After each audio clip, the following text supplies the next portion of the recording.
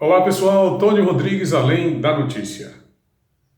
Vamos falar hoje sobre essa situação que envolve a deputada Maria do Rosário e o presidente da República, Jair Bolsonaro. Vamos falar também sobre as andanças de Lula pelo Brasil. Ele que é um criminoso condenado em segunda instância. As contradições dessas situações que a gente acabou de falar. Falar também sobre a andança de governadores que pregam abertamente a separação do Brasil e a criação de um novo país através da região Nordeste, de um consórcio que eles criaram aí com a finalidade de supostamente alavancar recursos, mas o objetivo é tentar prejudicar a União Federal. O Pacto Federativo é cumprido? De que maneira esse pacto poderia garantir o desenvolvimento de estados governados notoriamente por elementos corruptos? Bom, deixa o seu gostei, se inscreve no canal e ative as notificações no sino. Vamos lá então? Maria do Rosário ganhou, a deputada federal do PT do Rio Grande do Sul, ganhou um processo contra o presidente Jair Bolsonaro. Em 2011, os dois discutiram seriamente ali num dos salões do Congresso Nacional e ela o chamou de estuprador. É uma palavra forte, né? Ele disse: posso até ser um estuprador, mas não estupraria você porque você é muito feia. Por conta disso, ele foi processado e condenado nas 3 instâncias a pagar a ela uma indenização de R$19 mil, que ela vai dividir em 6 partes para distribuir com entidades que congregam mulheres, supostamente em defesa dos direitos da mulher. Mas é um país realmente estranho, é um país que chama a atenção do mundo pelas suas incongruências, pelos seus paradoxos. Como é que alguém pode ser condenado a pagar indenização por uma troca de ofensas em que os dois foram ofendidos? Ao mesmo tempo, perceba bem a situação que nós estamos vivendo.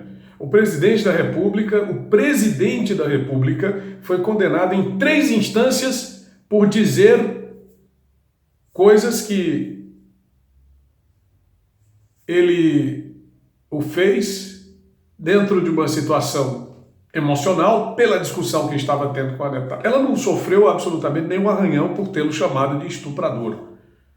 Mas a incongruência, o paradoxo que eu gostaria de mostrar é o fato de um criminoso condenado, já em 2 instâncias, viver à solta pelo Brasil, pregando abertamente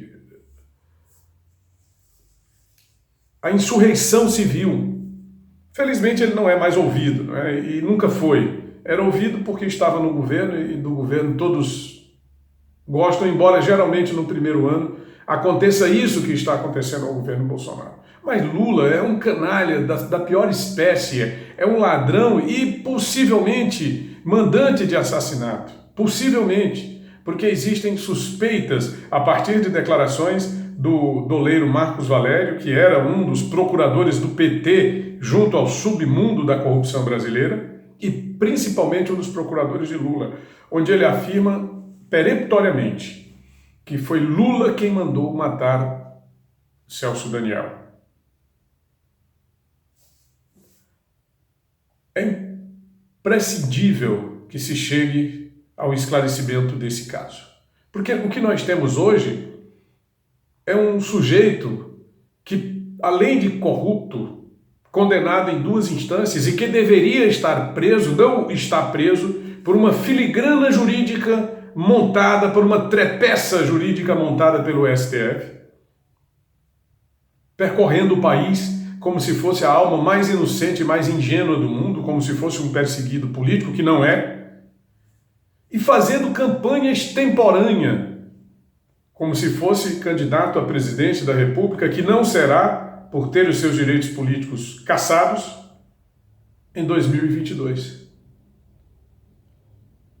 E aí ele junta uma meia dúzia de trempes vermelhas da facção que ele comanda no Brasil, da milícia que ele comanda no Brasil, para aplaudi-lo e dizer que ele é o maior, é o maior, é o maior. Mas não deixa de ser um crime. E ainda mais notório, porque praticado logo depois de uma soltura traumática para ele e para o Brasil, quando deveria se recolher à sua insignificância mental, porque ele não tem capacidade de raciocinar, de formular uma frase completa que seja, de dizer mais do que isso. Eles não vão conseguir me calar nunca. Quem é que não consegue dizer isso? Cadê a prova? Está na tua cara. Mas eu também queria falar sobre essa questão dos governadores do Nordeste mais uma vez. Teve gente que questionou o nosso vídeo anterior, onde colocamos que os governadores do Nordeste estão fazendo uma peregrinação pela Europa, dizendo eles, em Paris, na Inglaterra, na Alemanha, que para conseguir recursos junto ao empresariado estrangeiro. É conversa fiada. Isso vem sendo feito desde praticamente o primeiro ano de mandato do governador aqui do estado do Piauí e dos governadores aí. Ele já está no 4º mandato, né? Vai fechar 16 anos e mais 4 do seu antecessor, que foi o Wilson Martins e o Zé Filho, né? Que eram colocados por ele e que depois se insurgiram tarde demais, quando o PT já tinha montado seus tentáculos dentro do governo e destruído o governo do Wilson Martins. Como vem destruindo o Piauí, a economia do Piauí, afugentando os empresários e transformando a todos em vassalos e dependentes dos contra-cheques da Secretaria de Governo do Estado do Piauí, que hoje acomoda pelo menos 600 pessoas numa sala que tenha talvez 4 metros por 6. É lamentável. E a gente pode até dizer mais do que isso, mas o que eles estão fazendo lá não é absolutamente buscando recursos. O que eles estão fazendo lá é tramando contra a unidade federativa. Porque eles não podem fazer essa trama aqui no território nacional, sob pena de cometerem um crime ainda mais grave, que os tornaria, inclusive, passíveis de intervenção nos seus estados, de destituição dos seus mandatos, e intervenção federal nos seus estados. Porque uma das prerrogativas do artigo 34 da Constituição Federal é que a intervenção constitucional ela pode acontecer para garantir a unidade da federação, que é exatamente contra o que eles estão tramando. E eu estou dizendo isso aí desde 2018, né, quando Bolsonaro ganhou a eleição. O PT começou já a fazer oposição antes do camarada assumir o governo, a criar as suas frases feitas, os seus memes com agora a internet, e, através das suas milícias virtuais, espalharem essas coisas pelo Brasil inteiro. O que eu acho interessante, mas não importante, é que eles têm as suas milícias virtuais, milícias que são pagas com dinheiro, muitas vezes público. Tem um processo lá em Minas Gerais que está sob segredo de justiça, onde se trata sobre digital influencers, são influenciadores digitais, pessoas contratadas para divulgar o nome dos candidatos do PT ao mesmo tempo em que agridem os seus adversários. O governador do Piauí é um dos patrocinadores, o ex-governador do Minas Gerais, Fernando Pimentel, é outro, a presidente nacional do PT, Gleisi Hoffmann, é outro. Todos estão no mesmo processo, que não anda. Que não anda. É bom que se diga de passagem. E por que não anda? Não anda, em grande parte, por conta do aparelhamento das nossas instituições, Ministério Público, Poder Judiciário, parte considerável desses poderes é formada por admiradores do PT, por militantes de ocasião do PT, que fazem militância inclusive dentro das suas estruturas de trabalho. Eu me lembro bem que naquele acampamento Lula livre, Deus me livre, lá em Curitiba, havia juízes do trabalho.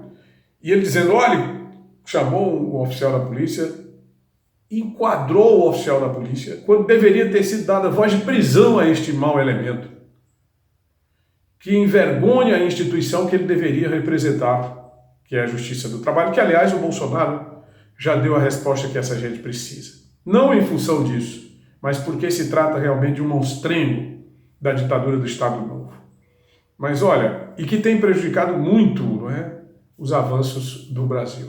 Em alguns casos, e são raras as exceções, as decisões pertinem com o interesse do trabalhador. Mas na grande maioria das vezes já existe um lado lá nessa justiça, que é o lado do trabalhador. Quer dizer, o sujeito pode nem ter trabalhado, já entra com o processo e já consegue a rescisão, a indenização e, consequentemente, a falência das empresas. Um juiz desse deveria estar cumprindo a sua prerrogativa de ser neutro, de ser imparcial, mas ele não consegue. Eles dizem trabalhadores, eu até falei aqui trabalhadores, mas não são enroladores, é como esse Partido dos Trabalhadores.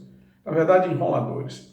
Mas olha, o vídeo está se estendendo demais, eu já disse o que eu queria dizer sobre isso, apontei as incongruências que eu queria apontar hoje e amanhã teremos mais, a partir das 7 horas, mais um vídeo aqui do nosso canal Tony Rodrigues Além da Notícia. Quero pedir desculpa a vocês aqui pelo cenário atrás, eu não tive tempo realmente de organizar nada, são as primeiras horas da manhã e... enfim... Tony Rodrigues Além da Notícia.